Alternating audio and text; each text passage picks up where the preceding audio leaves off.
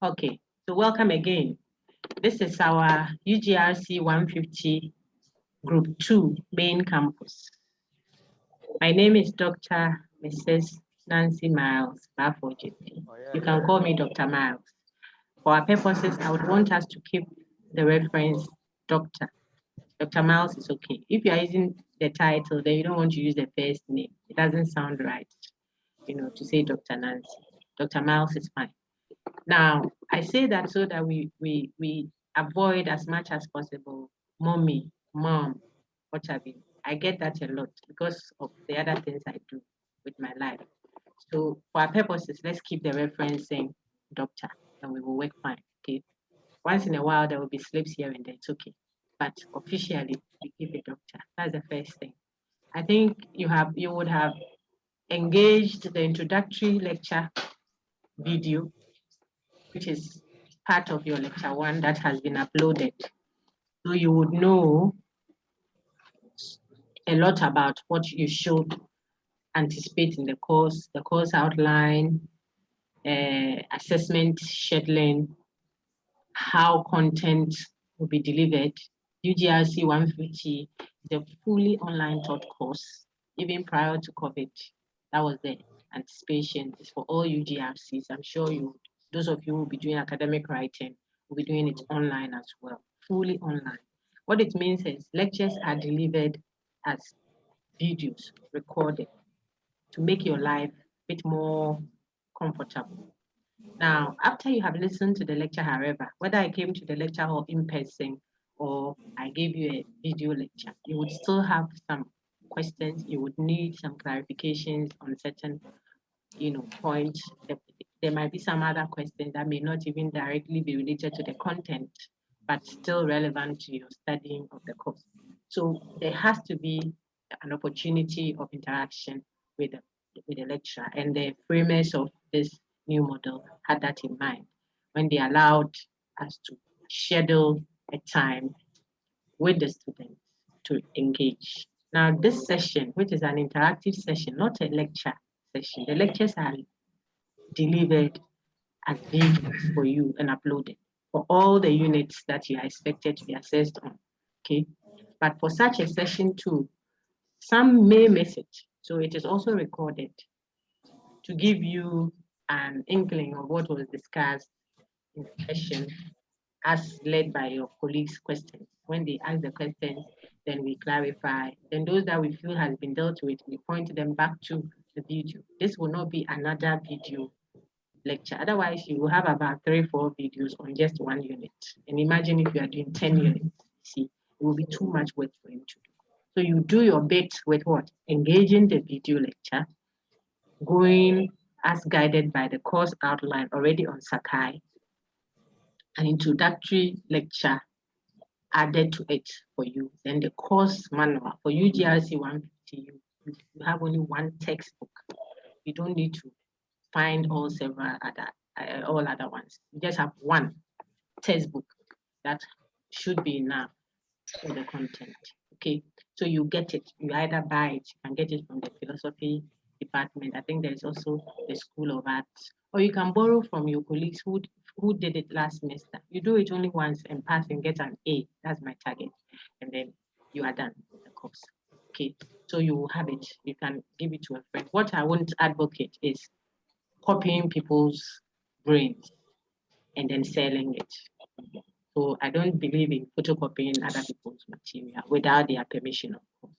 But you can get or borrow, or 3 people can buy one because they belong to different groups and share.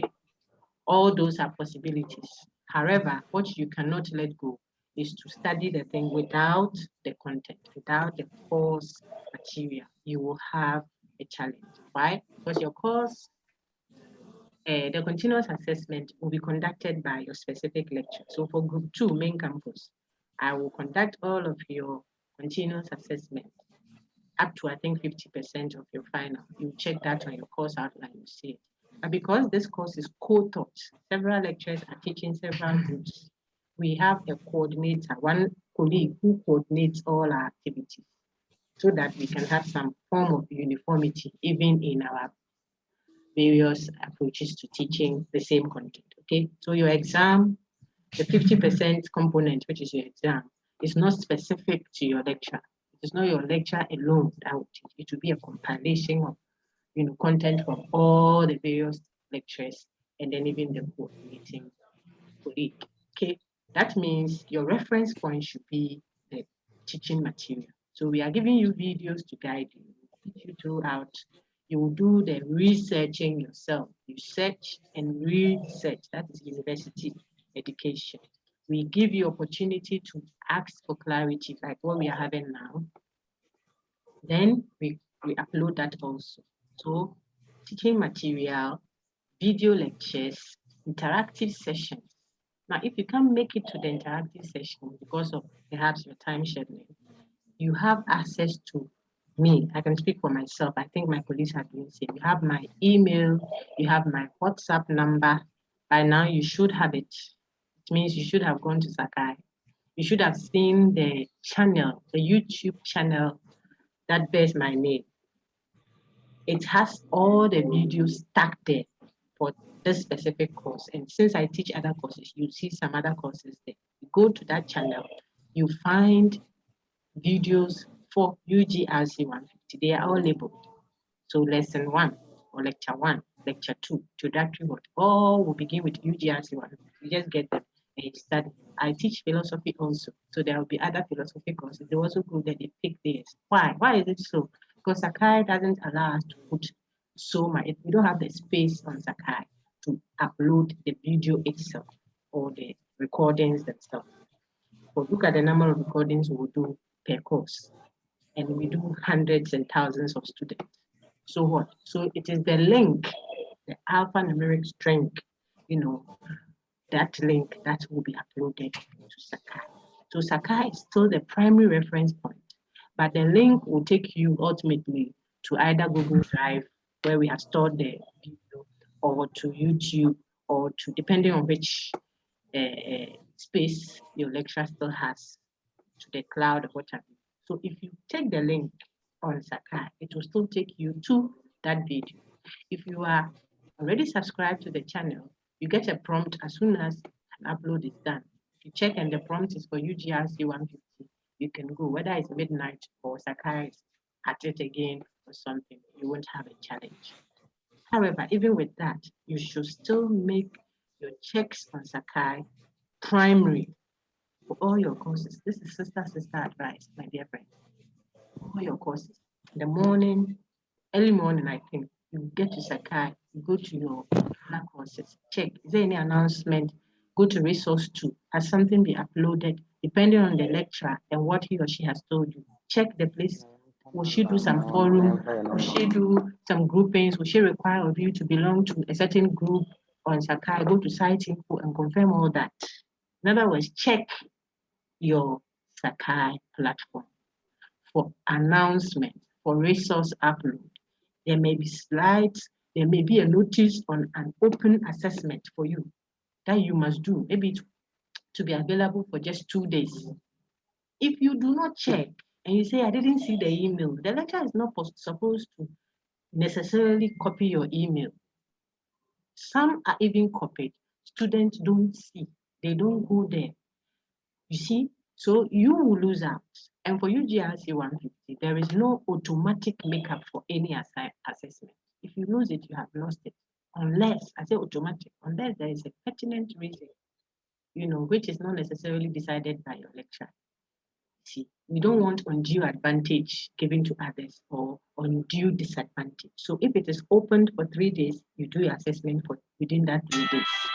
Okay, we want you to have that posturing so that we avoid you being stressed out because you have missed an assessment worth 20 marks, or you missed the mid-sem 30 marks, and now you want an opportunity to take it, and it will be unfair to your colleagues who had to do it within that time frame. Now you are at all a relaxed time, then you have come. Please, I'm coming to do my assessment. It's not allowed. So you can forestall or take care of all these possibilities if you are prompt on your Sakai site and you are following the lectures and you are bringing your questions to the class. The assigned TA to group 2, main campus. I have students who may have joined this class. They are also my students, as in I teach their groups, but they are not in group 2. So I am careful with my announcements, and I am careful, and I advise you also to be, when you just see a notice, circulating on some WhatsApp platform bearing the name Dr. Miles, then you say, oh, this lecturer teaches me, so this is to me. I teach several classes, several levels, and several groups. And so some of the announcements may be coming from me, but it's not directed at you, that specific student. So always make the Sakai platform a reference point, and then get back to me directly if you are not clear about something, especially with WhatsApp. It helps me better than phone calls.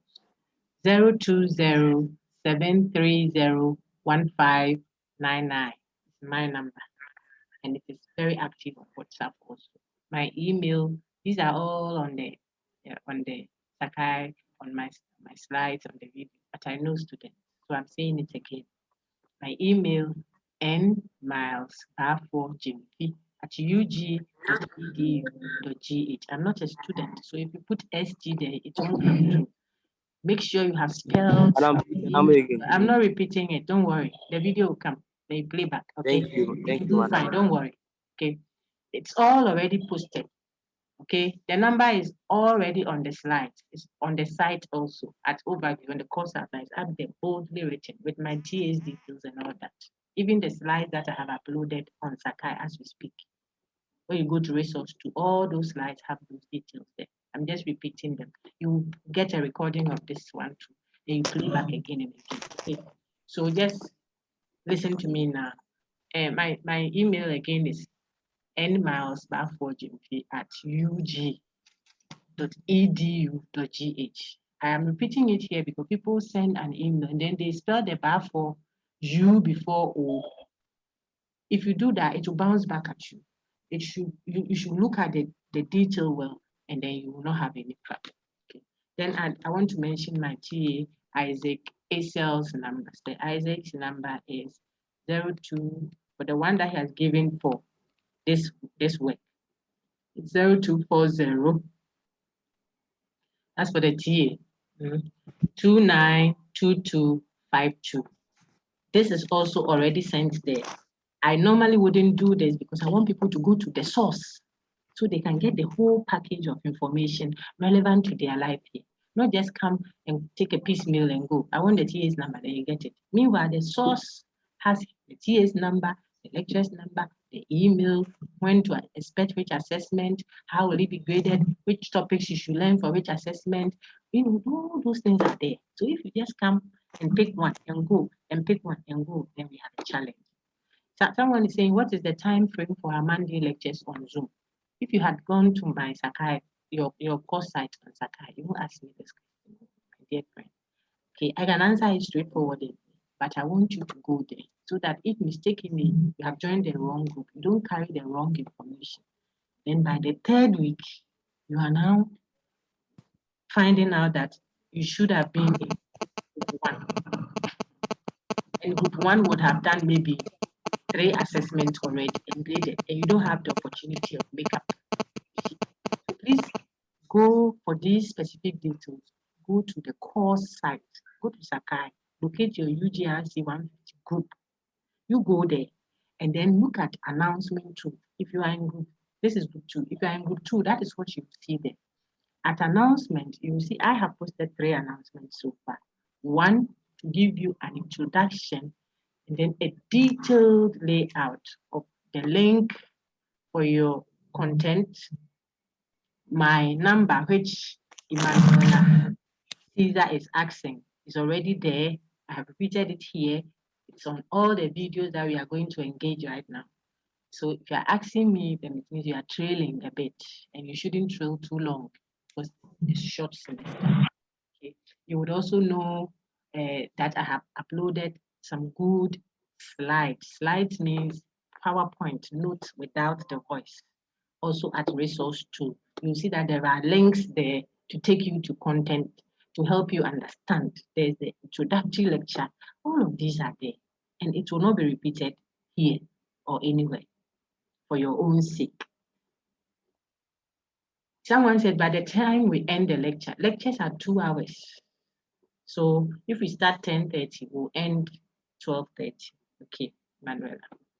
Good question. So I think that I have covered some few basics in here to help you understand it. Now I'm ready to take your questions after you listen to the video lecture on Unit 1. We will finish our discussion of Unit 1 today.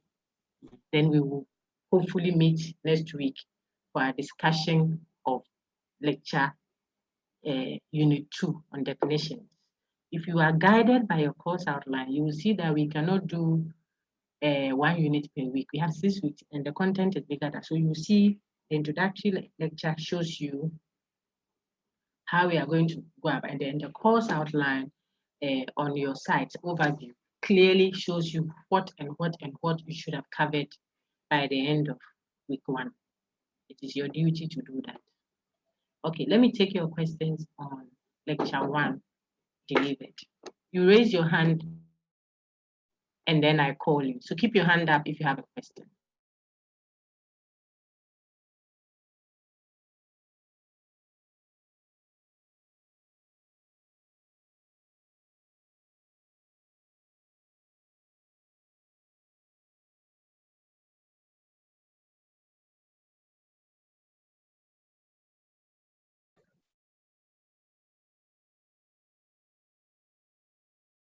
I'm taking your questions, please. If there's no question, we have ended.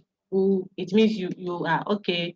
The content is straightforward. You can distinguish factual statement from value judgment, etc., etc. You know sentence fragments, emotive expressions. You can convert an emotive expression into a value judgment. All of those are clear to you. So then it means you can now start engaging your Unit 2 lecture on definitions, whilst I prepare to upload the 3rd and the 4th units. Okay, so if there are no questions, then we call it a day. I'm waiting for hands lifted up.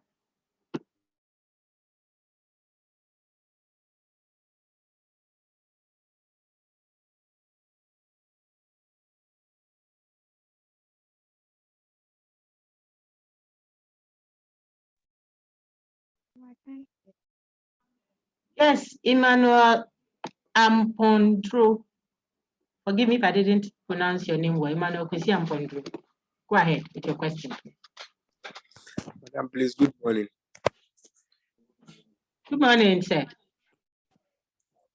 Yeah, Madam, please, I would like to ask a little about the course equipping you with the concepts, methods, tools, and principles, and the techniques for establishing and then distinguishing. That is the logical truth. That is the linguistic certainties from the empirical truth, observation-based contingencies. So I would please ask if you can say at least explain something there for me, because I don't really get that concept.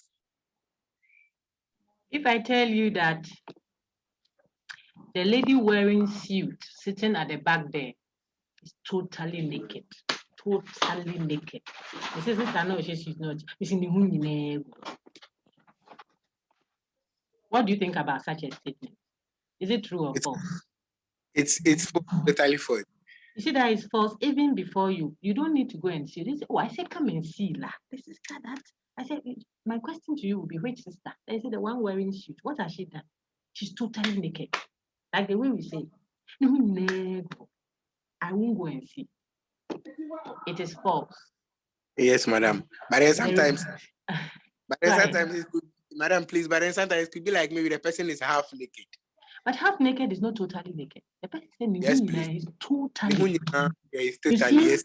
Yes. So if you want to say she's exposed portions of her body, say that.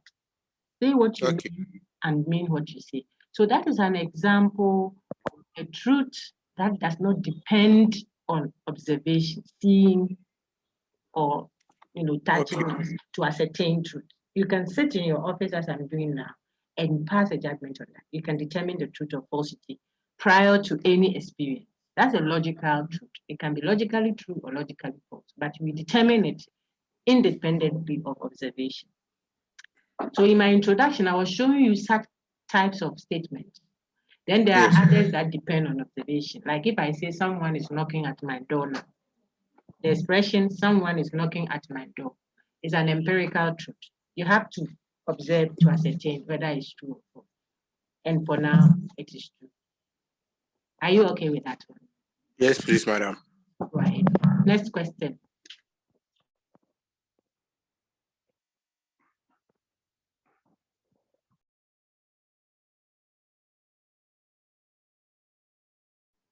Go ahead, Derek. Please, could you keep your proper official names over there, other than iPhone 10 and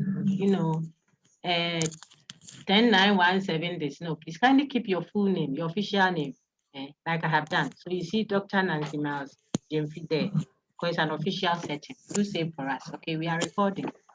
And keep the reference Dr. Miles. I want that, okay? I don't want Dr. mommy. Miles, please, the whole show. I didn't hear that. So let's take someone else. Ephraim. Ephraim Orakatete. Madam, the whole show. Please, I'm not taking that. Let me take Ephraim. If you have a question, then you ask. Ephraim, go ahead with your question. You're coming to tell me the whole show. 6 weeks, so you joke. Please ask your question, sir. Okay, doctor, please, I think in the video you came across one statement which you said the lady in the red dress is beautiful, and Yes. I'm unclear as to where to fit that as in a value statement or a factual statement. What do you think? It's a value judgment. Yes, value judgment. Beautiful. Okay, so let me help you again. The lecture should have been explicit, but it doesn't hurt to throw light on it. Beautiful. See, say Oraka, Orakatete, say free. If I said that Yes, please. Dr. Miles is beautiful, true or false, it is informing you. That expression is a declarative. It is giving you information. Yes. And now we are But this, beautiful. thank you, my brother. You will say that because I'm your lecturer. But if I dumped a certain gentleman just yesterday, and then I hooked onto another today, and this gentleman I dumped is so hurt. When you ask him, is Nancy the most beautiful lady in this world? You will see how he will respond. No. But if you ask the one that I hooked onto yesterday, he will say yes. And who is right and who is wrong? None. Because these are viewpoints. We are dealing with the word beauty. It's subjective. It depends on the perspective of the speaker. So even though the expression she is beautiful, full stop, is a declarative, a statement, the truth or falsity of this statement depends on the viewpoint of the speaker.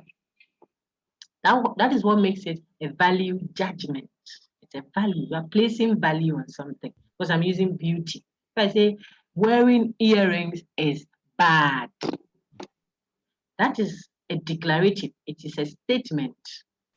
But which type of statement is it? It is a value judgment because I'm using bad. Earring wearing. If you ask an Adventist, it is bad of a certain type. It is bad. If you ask the charismatic, you say, oh, it's not bad. It's good. In fact, the roundabout one, the round one is even better. Who is right and who is wrong? There's an advert. I used that also in the previous discussion. My mommy is the best cook in the world. Best, good, better, best. So the word best is a value term. If you introduce the word best into a declarative expression, the expression must be a declarative. It means it must be informing you. If you haven't listened to the lecture, you will lose out. If you haven't engaged the textbook, you haven't done any of them, you want to come and sit like this and now listen to the lecture, you are losing big time. I'm not doing a lecture now. I'm taking questions. The lecture is delivered. The textbook is also given. So you should access it, subscribe, access, or go to Sakai, and then anytime you keep checking and checking and checking, but have access to the content before we meet like this. I need you to understand that because I haven't started from 1 to 3 to 4, showing you types of sentences, moving from declarative, imperative. I'm not doing that. I'm just addressing a specific question. Okay, so to help Ephraim, when I say she is a girl or Kofi is taller than Kwame, let's use Ephraim now and Ajay. So Ephraim is taller than Ajay. That is purely a matter of fact. You can factually, objectively agree on it. Objectively means it doesn't depend on the subject speaking. Taller than is not how I feel. I can't say I'm not happy this morning, so you have become taller than me for that reason. No. If you are taller than me, you are taller than me objectively. By observation, we can all ascertain the truth or falsity of that. So I like to use our president and ex-president. It helps for clarity. If I say ex-president John Mahama is taller than current president Nana Addo Dankwa Akufo-Addo, true or false? It will have an automatic true if people understand taller than. You can't say I'm MPP or I'm NDC, so now it means that JM is not taller than Nana. You see, so that is a factual statement. It can be factually true or factually false. In our example, as we know it now, the ex-president John Mahama is taller than Nana. So this is factually true. If I had said JM is shorter than Nana, it will still be a factual statement, but this one will be factually false because it doesn't agree with the state of affairs as we know in the world. But it is factual because it is objectively true. It doesn't depend on the subject. So you are only describing what is there. You are not prescribing what you think of the thing. That's factual. However, if I said Nana Addo is more handsome than JM, or JM is more handsome than Nana, beautiful, corrupt. Nana Addo's government is what is it? Is less corrupt than JM government. As soon as I bring in the term corrupt, handsome, ugly, good, bad, polite, etc., these are no longer objective terms. They are subjective. It depends on who is speaking. So it reduces that declarative statement, that expression, which is giving you information. It must be a statement first. Then you can now tell which type of statement it is. So as soon as I introduce value terms into it, then that expression ceases to be a factual statement. It is still a statement, but not a factual one. It means it doesn't have objective truth. It becomes a value judgment. That is, it has what? Subjective truth. So the expression, the red dress that the lady is wearing is beautiful, is a value judgment because of the beautiful. Beauty lies in the eyes of the beholder. I told you in the video briefly, and I said I'll let us laugh about it. If a friend, a brother comes to campus, gets a lady friend and says, hey, the lady is beautiful, and he wants to tell his friends, Charlie, the way she dey be, oh, this lady, Charlie, if I see her cry like the sun, the moon, okay. So your friend say, bring a picture so that when you come, we can all bear witness. So you come and you take a picture with the latest iPhone, not the old one. It's not an Maja phone, I'm correct phone. So it's not the phone's fault, and it is not the screen. High person. Okay. So you take the picture and then you can say, lady, I brought the picture, come and see, guys. And you bring and say, you see the lady, see, Charlie, make you people pop, make you pop, eh?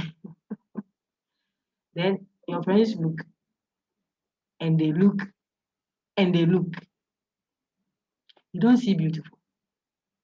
You see beautiful. Who is right and who is wrong?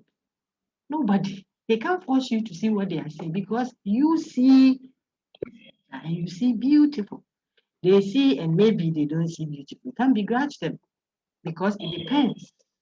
So corrupt, good, bad, perhaps my culture, my religion, my background might make me see something as good and you will see it wrong. It is still a statement. It has truth in it. But the truth will be subjective if I talk about what? Good, bad, wrong. Then it will make it a valid judgment. So we say valid judgment prescribe. Scribe means to write.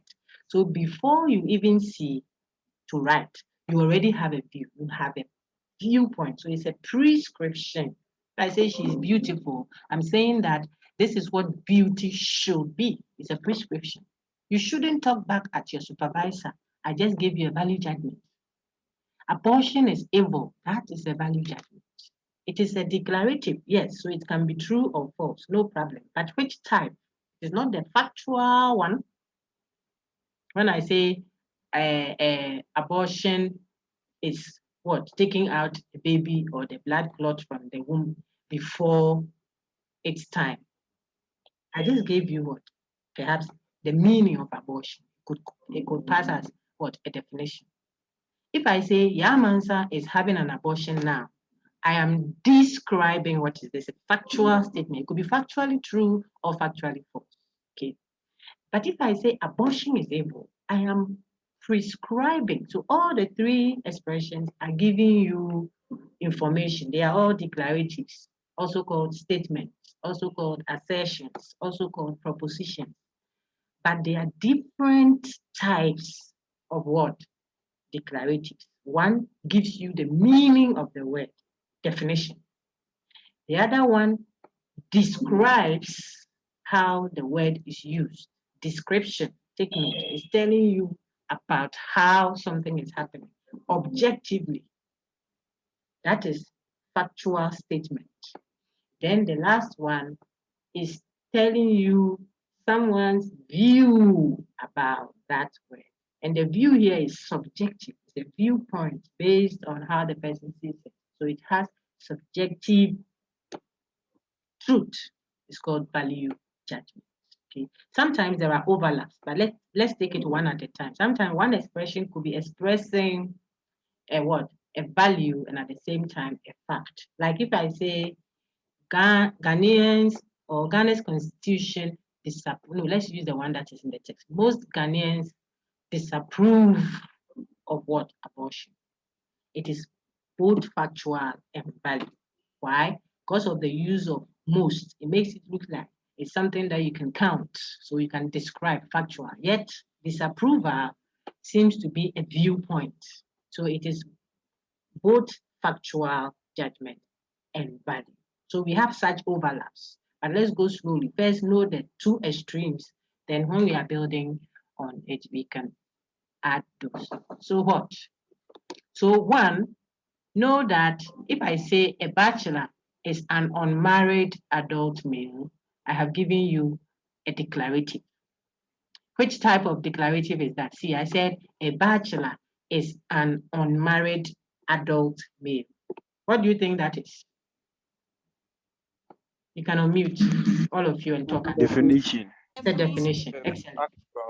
Yeah.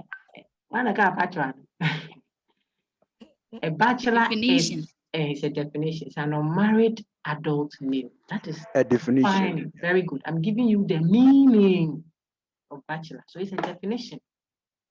But if I say a bachelor is sitting under the tree outside, I didn't define bachelor now. I'm describing, saying something about bachelor. A bachelor is sitting under the tree. That could be factually true. It could be factually false. And if we want to check, we all can ascertain the truth or falsity of that. Maybe the person is not a bachelor, he has children and is married. Okay, maybe he's not sitting under the tree. All of this is in the video.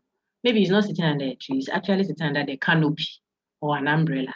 So it will be factually false. But it is still a matter of fact. It means you use observation, your five senses, seeing, hearing, touching, tasting, smelling, to ascertain that. And it is objective, means it's not about only the person speaking, right? It is open to all of us. We can agree and see the same thing, okay? So that one, bachelor is sitting under the tree. It's a factual statement. It could be factually true, factually false. A bachelor is an unmarried adult male. It's a definition.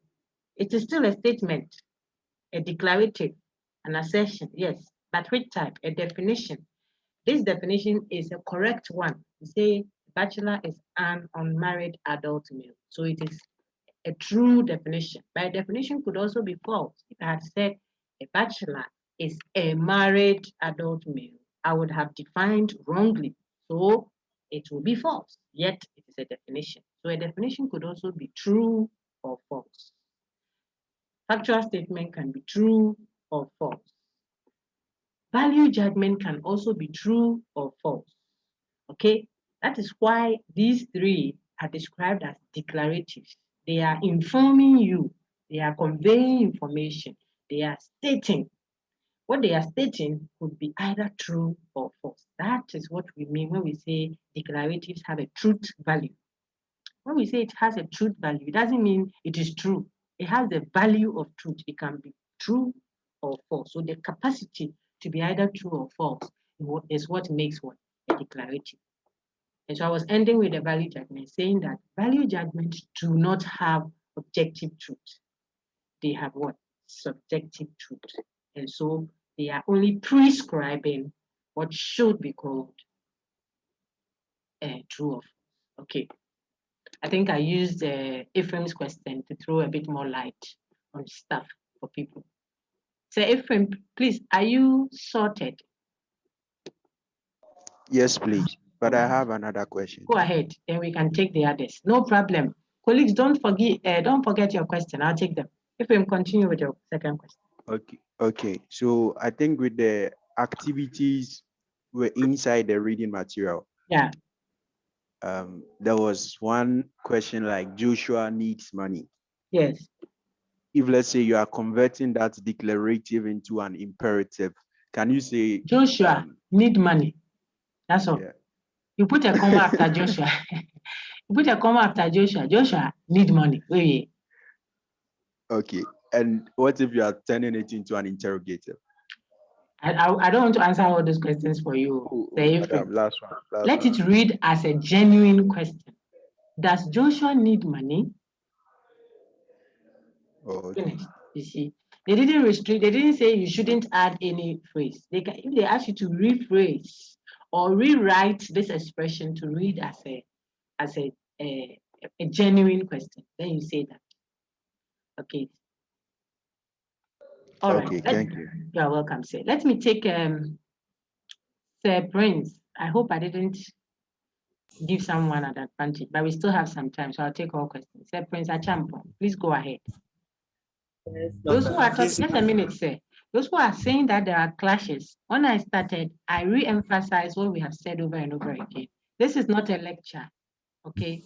You can join, this is main campus, so you can join my city campus sessions if you send me a message for the interactive session, but you will stick to the course site for group 2, main campus, okay? If you still want to be part of a live session interaction, it's fine. This will be recorded and sent to you. If you still have your own questions, you can send them directly to me via the various channels we've made available. But our lectures are delivered fully online and they are accessible to you 24 hours prior to even the lecture day. Okay, so there's nothing like a clash with UGRC 150 or the other UGRCs. Okay. So please go ahead. Okay, thank you, Doc. I was going to ask about how the contrasting is done. Which of the contrasting do you refer to, please? The imperative.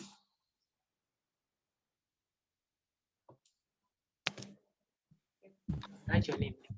When you say contrasting, I'm a bit confused too. I don't know what you're asking me about.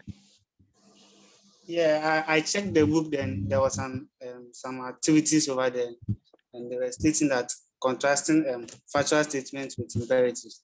But that is clearer. So you want to know how to distinguish an imperative from a declarative. That's all. That's what the exercise is trying to do. To know if you know the difference between an imperative and a declarative. Okay.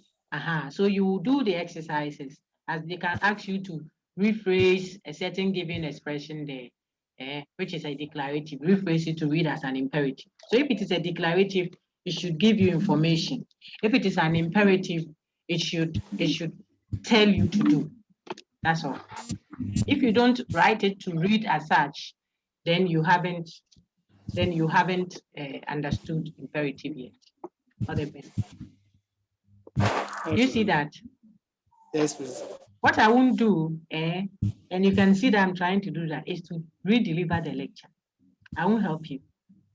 You see, but I can let you see what is happening. So for like the example Ephraim put up, if I ask you to rewrite a certain expression to read as an imperative. So let me give you an example. Kofi switched, no, that's too straightforward. Kofi switched off the light. Which type of linguistic expression is that? If I say Kofi switched off the light.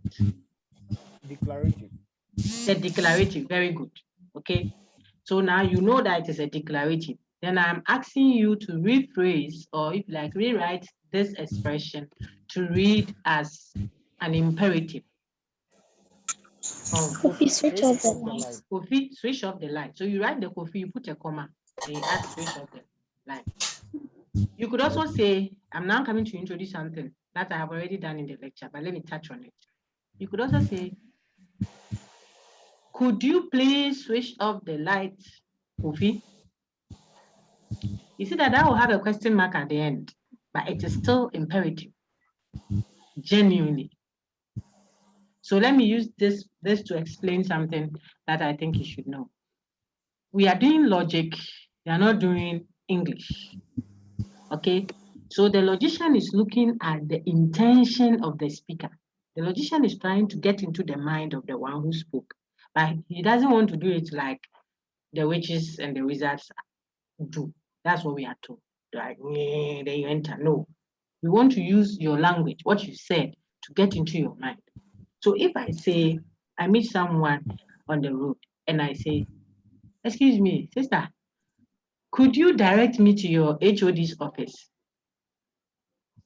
What is my intention? I'm just walking around looking for people who could direct. It can't be that. I'm actually telling you that direct me to your HOD's office. But the thing is, I'm being polite about it. So I'm telling you, I'm instructing, I am commanding, if you like, but I'm doing it politely. Could you keep quiet, please? I want to hear the president. Could you keep quiet? We say, yes, I could. Is that what you do?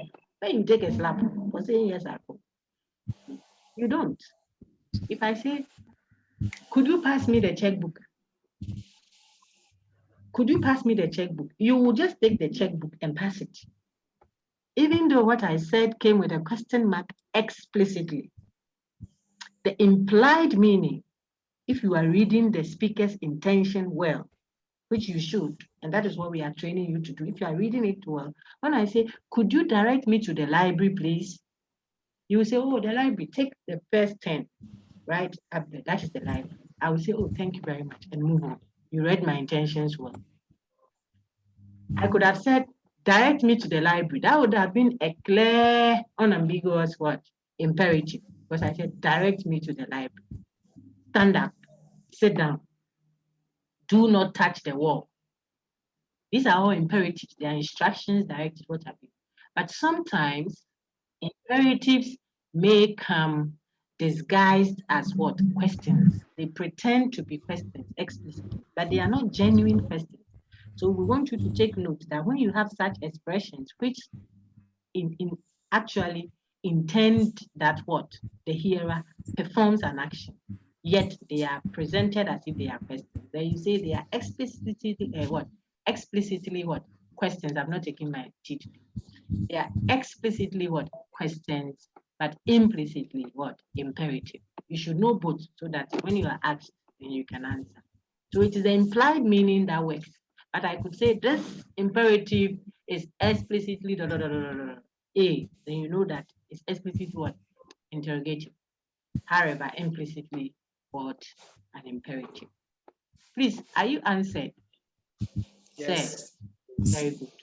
Very good. You have done some work and it is good. People are already practicing. That will help you very much.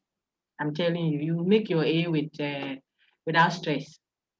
But those who would want to pile up and say, oh, this one, when it's time, we'll sort it. Critical thinking can make you critically shaken. Don't joke about it. Okay. So please don't let it stress you. You are just going through the course and allowing the course to also go through you for this semester. Target that and finish. When you finish and you get your pass mark in this course, you are not doing it again. It's not part of your regular courses that this is a University of Ghana required course. You take it only once and pass it. Those who may want to take it again and again and again because they will keep failing it, we respect their choice too much. We'll give it to them. But I will advocate that you get a straight A or maybe a B plus. That's all. Then you are done. And you can get it. It's just in the mind and your posturing from start. Let me take Miss Sheila Inkiwa Entry's question. Nice name. Go ahead. Good morning. Good morning, ma. Please, from the declarative statement, you talked about the value judgment, and in my textbook there is moral and non-moral value judgment. Yeah. And please, I want to know the difference because the question the question one says that he shouldn't plant the corn too early. Yeah. And the second question is he shouldn't shout at his wife. I don't know the difference. Like it's like they all have the same thing, but they're saying one is moral and the other is non-moral. So I wanted you to throw more light for me. Thank you for the question. It's a good question. Did you listen to the little bit I said on that in the lecture video? Yes, please. Are you sure? Yes, please. Okay, so I how wanted do you you to understand help that? me out. I want to help you. I want to know how to help you. That's why. So on the video, I touched on moral and non-moral value judgment. And then I even showed that it will be wrong. No, it will not be completely correct to say that moral value judgments deal with human related issues and then non-moral deals with non-human related. It is not a clearly distinct way of determining moral and non-moral. Why? Because you can have a scenario like what you have just highlighted. Okay. They are both dealing with human behavior. So why would we call one moral and the other one non-moral? In my example, I even said he's a good boxer. And boxers are human beings, but I won't label as a moral value that you see. So I think you have listened to. Let me help you. See, if an issue is a moral one, already morality is a big issue under contention or in contention. So I don't want to assume that we all know what issues are moral and which ones are not moral. But you see that you won't arrest a goat. If your goat, someone's goat came to eat your corn at the field, you won't arrest the goat and take the goat to court and say, and then the machino, so they should sanction the goat. In fact, if you carry the goat and you are going, people will be really shocked at you. People will be careful coming around you. You see. Why? Because we think of the goat as a non-moral agent. They don't have the conception of right and wrong. They don't know the implications of issues on human life, its well-being. So that is one main way of doing the distinction. But I told you that it doesn't help in all instances because there are other human-related issues that are not moral. So if I say he's a good boxer, I'm using good in the expression. The expression is a complete statement, giving information. So that is a declarative. So if it is a declarative, then what? Then it can be either true or false. But I said good. Good. I added good. So because I put good inside, it is a value judgment. Now we go further to ask, this value judgment have moral implications? Does it play into right and wrong that has implications on human life and its well-being? That is where the question is. Does it really make a statement about rightness and wrongness of human life, the morality? And because it is a contentious issue, the corn, planting the corn early or late, someone may think of it as, but then this one too will have moral implications. We think not necessary. This one doesn't directly play on like life, abortion, what have you, etc. Murder. But the other one, talking back at your supervisor or insulting your wife, is considered generally to be a matter of morality. Now that is contentious. And so I agree with you when you think that, oh, but why would they consider the one that will give us food to eat rather? We don't think it's a moral issue. It is wrong to kill a cat. We think that is not a moral issue. So we might label it in the textbook as a non-moral value judgment. But if you are an environmentalist or you are an animal rights activist, you will think, no, but this raises moral, it's a moral matter. So that discussion itself on morality is contentious. That is why if it is an examinable text, there will be a clearly outlined issue. If I want to test whether you know moral and non-moral, I will be very clear. I would put an example like abortion is evil, rather than putting one that may generate confusion, because morality is itself a matter of. So how do you distinguish between moral value judgment and non-moral value judgment? Some may just straightforwardly say, oh, those that are talking about human beings are moral value judgment. Those that are not talking about human beings are non-moral value. I'll tell you, slow down. If I say I have a good phone, my dear Sheila, would you call that a moral value judgment or a non-moral one?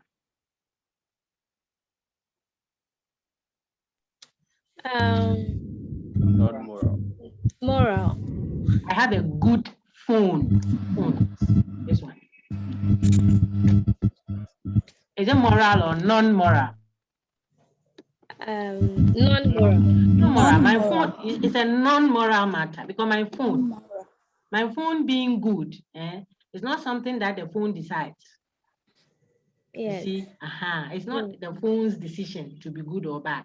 See how when people get angry, then they are beating their TVs and their phones and throwing tantrum everywhere. What has those things done? The phone is good. The knife of my pen is very, the edge of my knife is very sharp. Sharp value judgment. My knife has a good edge. That is also in your textbook. It is a non-moral issue. It doesn't have any implications on human life. It's not a human being, first of all, taking that decision. But more importantly, it doesn't have implications on morality, the rightness and wrongness of human life decisions. Okay. But if I say it is wrong to engage in incest, you see, I have made a moral statement. So the wrong makes it a value judgment. And the issue being discussed is a moral issue. So we say it's a moral value judgment. However, the other ones are non-moral.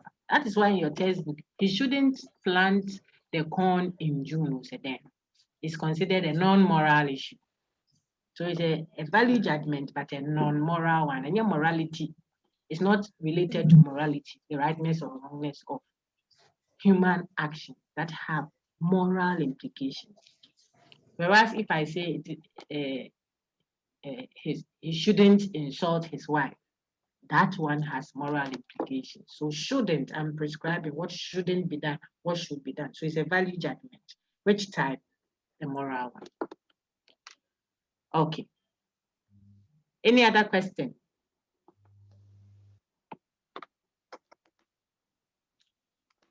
Waiting to, please, Doc, I want to be clear with explicitly interrogative. If something is explicit, it means on the surface of it, overtly, openly, it comes with a question mark. Could you pass me your pen? It will come with a question mark. So that expression explicitly, in this word, openly, is interrogative, it's a question. But implied, hidden in it, if I say, could you call me your mother? Could you call your mother for me? Will you stand there and say, yes, I could? You will go and call. I'm telling you, call your mother for me, but I'm saying it politely. So if I say, call your mother for me, that is an imperative. I'm asking you to do. Asking, but what? To do. I'm asking you to do. if I say it directly, I will say, call your mother for me. That one I'm telling you to do. Either way, to do, perform an action. So it's imperative. But the second one, where I ask it, is soft, is polite, is respectful, yet the intention is for you to do. So it's imperative. So that if I ask it, say, could you pass me the checkbook? It is explicitly interrogative, but implicitly, it is what? Imperative. And it is the implicit meaning that works in such a context. But you must know that it could be both, so that if you are asked the question, you can answer properly. Please, face-to-face class, I've addressed that concern. The video will be recorded. This interactive session will also be recorded. The lecture proper is recorded. Your questions can come to me anytime. You can join some other sessions that I have. They are all on a Monday, like this, the City Campus sessions that I hold, 2 others. I did 8:30 to 10:30 in the morning. You can get in touch with me. I will give you the link. You can contact the TA for the course. That please, could you give me the lecturers' other groups so that I can join them for the live session, because it's the same content per week that we will discuss. But you have to stick to your specific groups itinerary for assessment and what have you, because we won't repeat the same assessment for everyone. It's the same instructor, but it will be varied. Okay, so you can do that. So please don't ask me about that one again. We have addressed it. Okay, so those are the 2 questions. Someone says, please, is the class on Mondays? Go to Sakai, please, and respectfully read all the announcements there. That would be my response. I want to be clear, I've addressed that. Where can I get the textbook? The textbooks are sold at philosophy department on main campus. You could also get it at the Faculty of Arts. You can borrow from a friend. City Campus students, you could get in touch. I may be able to speak to the coordinator to get arrangements made for you to get it directly at City Campus, if the number is relatively okay. The department gets nothing from that. No faculty, no lecturer gets anything. It's all, I think, at a school level or college or something. But it is a textbook that is done by the university and regulated by its institutions, okay? But we can help our students be able to access content if they need it. All right, so there isn't any other thing, I think. 10 is 10:30 to, please, those asking these questions, I do not like responding to such questions like that when the information is clearly laid out for you, so that if someone joined from another group, they don't take the notice that is meant for this session along and say, oh, they said that our group 3 now we'll do it 10:30 to. Meanwhile, I was addressing to. So please go to your specific site and read the notices there, all of them, and comply. No, don't just read, and don't read some and leave some. Read the whole thing from beginning to the end and get all the information. This is your WhatsApp link. There you copy it and paste into a browser. There you are in the WhatsApp. This one is where your videos will be uploaded. Then you copy and enter and go and get your videos. This is where you get information. This is your TA's contact. Then you pick it. That is how you learn, and you don't get confused. Any other question, please? There's no hand up. We are done. So you should know sentence fragment, emotive expression, exclamation. When I say emotive expression, it's together with what? Exclamation. You should know declaratives. You should know interrogatives, imperatives. Now you should know the types of declaratives: factual statement, value judgment, definitions.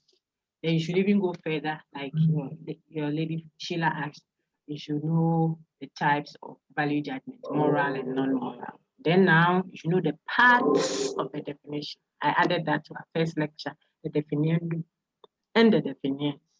You should be able to distinguish the value judgment from a definition and from the factual statement. All of them are truth bearers. They have truth value, but they are not the same. You should be able to rephrase or rewrite an expression which is initially maybe an interrogative, but you should be able to turn it to an imperative and whatever. Those are the things you should know in Unit 1 from the lecture. Now, we also said it there that you should distinguish sentences from statements. How is that? You should know that all statements are already inside a set of sentences. So there are several sentences. One of them is a statement. Okay. Don't think, therefore, that whenever you have a sentence, it means it is the same as a statement. No, a statement is a special type of sentence, and an imperative is another special type of sentence, and an interrogative is another special type of sentence. Okay, so there are several sentences, one of which is what? A statement. That is why we say a statement is a sentence, but not all sentences are statements. Very important that you know that. Then you can now read to fill in the overlaps and then the converging and diverging points. That's all for Unit 1. Then you start your lecture for Unit 2. I have uploaded that also. I put some quite good stuff as slides also, the resources. Do we have to address any concern in Lecture 1? I don't think you have any. But if you do, I'm still waiting. I'm here.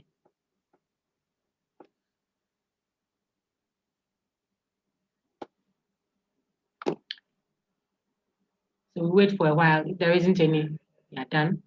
Meet again, God willing, next week to engage Unit 2 definitions. I will open your assessment 1, I should say, end of week 1. And it will be available to you. When I say open it, maybe I should say I'll mount it end of the week, and it will be available to you when the second week begins.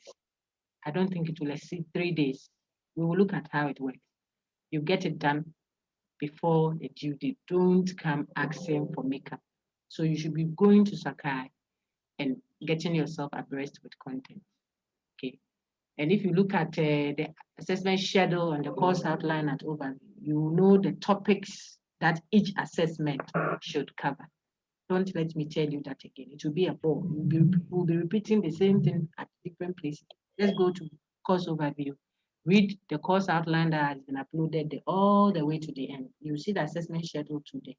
That assessment 1 will count for, say, 10 marks, and it will be available for so and so date, and it will cover units or topics X, Y, and Z. Then you know it, you are prepared. Okay. I'll wait for 2 minutes if there is any question.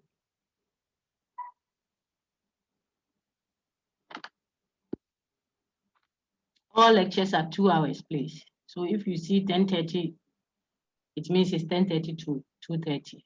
We can't go beyond 2 hours. You'll be tired, I'll be tired also. And there are others. Right after this, I'll have another lecture. Okay.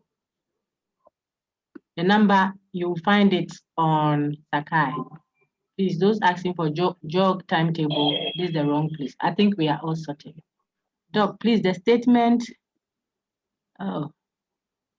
Someone said emotive expressions has no truth value, please. Okay, so your colleague answered it for you. Truth value means you can respond true or false to it. If I say Ajay, and you are standing there, because you're going to do critical thing, we say true. Ajay, they say true. Maybe. You see, so you don't respond true or false to emotive expression. When I say, wow, what a goal. It's not a matter of true or false. It's my emotions that I'm expressing. But when I say, it was a beautiful goal, full stop, I have given you a statement. Which type? Value judgment, because of what beautiful. If I say, when will the lecture end? It's an interrogative. Tell the lecturer to increase the volume, please. It is imperative. The lecturer, sentence fragment. What has the lecturer done? It's incomplete. Okay. Please, is there any way you can change imperative to interrogative? What do you think? Shut the door is an imperative. If I want it to be interrogative, I'll say, will Kofi shut the door? So that it will be a genuine question. Or is Kofi shutting the door? You see, you can do that. Doc, please, what makes a context with more than one connotation with signal?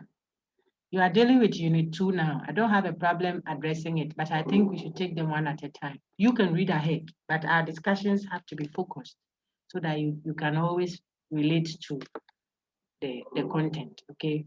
So the person who says connotation, denotation, we are discussing Unit 2.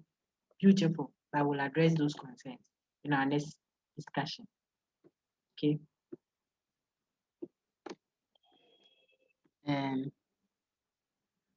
Doc, how is interrogative different from declarative? I think I've addressed that now. Okay, so we don't have any other outstanding questions there.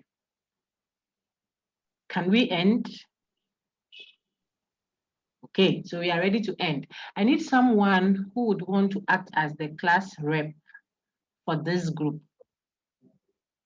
I see Sheila's hand. I'm waiting. If anyone else is interested, Emmanuel. I see Emmanuel's hand too. And I see Caleb Akofo. Who else? So there are 4 hands. The thing is, we have quite a number, so it's okay to have 4 class reps. You would send us your, maybe we should let the lead class rep, we'll take 1 person to lead. Would you permit me to let Emmanuel Kwesi Ampon Drew, forgive me, Ampon Drew, to be the lead rep, then the others will support him. I have a female rep, okay, up there. Great, so Emmanuel, you would unmute your microphone and then tell the whole class the contact number that if there is any need to ask a rep to represent us, we'll write. I'll also write it somewhere here. This is for group 2, main campus, right? My class rep is, please give us your contact and then we will find you on WhatsApp also. But I don't want betweeners when there are issues to clarify. You can come directly to me, class, anytime. Send me your WhatsApp or your email directly. But if there is a need to communicate with your class rep, then you also know who. Manuel, please go ahead. Manuel Kwesi Ampondro. Yes, please. So please, my WhatsApp line is 055. Yes, sir. 18. Yes, sir. 17. Yes, sir. 474. 474. Everyone heard you. So your number Yes. is no longer, you see how it feels like when you don't have any privacy. Wherever you are, people know you. 474. I want to write it again. So Emmanuel Ampondro. Ampondro. Ampondro. Yes, please. Please, those who would need to have his contact. He has mentioned it. 05518174474. That's for main campus group 2. Maybe I should take Sheila's number also, because you are quite a number, so that we will have 2 people. You already have your TA Isaac Esel's contact, but you also have mine, so we are good to go.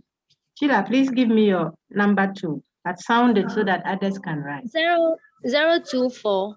024, yes. 704. 704. 7803. 7803. Sheila, give us your full name. I saw it earlier. I think I missed it. Yeah. Sheila Sheila Entry. Yes. So that is Sheila's number. And Sheila and Emmanuel Kwesi Ampondro will be our main reps. Then they will be ably assisted by Caleb Akofo, and there was another handle. The person gets disappointed.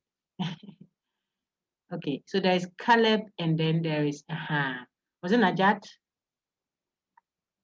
Okay, and there was, oh, now the hands are many. Please, let's have, okay, so let's have 3. Should we add Najat? I hope I'm not skipping someone. There's 7 too. I don't want us to be too many, but if we have 2 per platform, it will help. Then you can easily collate student concerns. So I may take Caleb and then Najat. Your numbers, I'll take them privately when we finish the class. Najat, Adam, and then Caleb Akofo. Okay. And then your TA's number is given in mine, and we are good. I want to wish you well in your preparations and encourage you, keep your mind at it.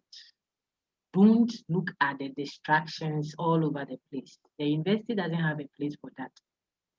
You should be focused that this is what the package is. You have 6 weeks to engage your content for all your courses. This is how you plan to schedule your life. These are the advantages you have. These are the seeming challenges. This is how you plan to overcome those challenges. Maybe I'll sleep 6 hours. I will engage this. I will record all my videos on this pen drive, or I'll find a space in the cloud somewhere. I mean, have that posturing rather than the complaining posture or the one that looks like, hey, how am I going to survive? Because people are making it big, even with all the noise around. So I will encourage you that you do as you're instructed per your site. Before long, the 6 weeks will be up and you'll be smiling on your transcript. I'll pray for you also, because I believe in prayer. I wish you well. Have a wonderful week until we meet next week, God willing, to discuss. Thank you, madam. Please, madam. Thank you, my Thank you, madam. Thank you too. Hey, I know I'm okay. Please, madam. Please, Talk a little, then madam. Yes, sir. Madam. Madam, Madam, please, I have a problem, please. It's a dog. Hey. Madam. Madam. Madam. Bye-bye. Madam, please, I have a problem, please. Bye. Bye. Tell me the problem, person. Madam, please, I have a problem, please. Madam, send me a message. Send me a message. Madam, please, just a minute, please. Madam, please. My classes are Send her a crashing. personal Actually, mail. class 1, 2, 6. Massa, go sleep. Class end. Please, I'm just coming now, please. I just joined the group now. I want to Main campus. Yeah, so Madam. Yes. My class the guy. and UGRC, that's critical thinking, are crashing. I don't know whether you could help me out with that. Don't worry, there won't be any clash. That's the simple answer. I've addressed it several times. When I upload, you see. There is no need to worry about clashes. Just go and Okay. Thank you very much. And send me a personal note. Go to the website. You get my Okay, I'll do so. There are no clashes at all. Okay. Thank you very much. You have my number, my dear friend. Who just Bye. Yes, I do, please. So you can send me a message. So I've said it over and over again. Okay. I'll do so. Bye bye. bye.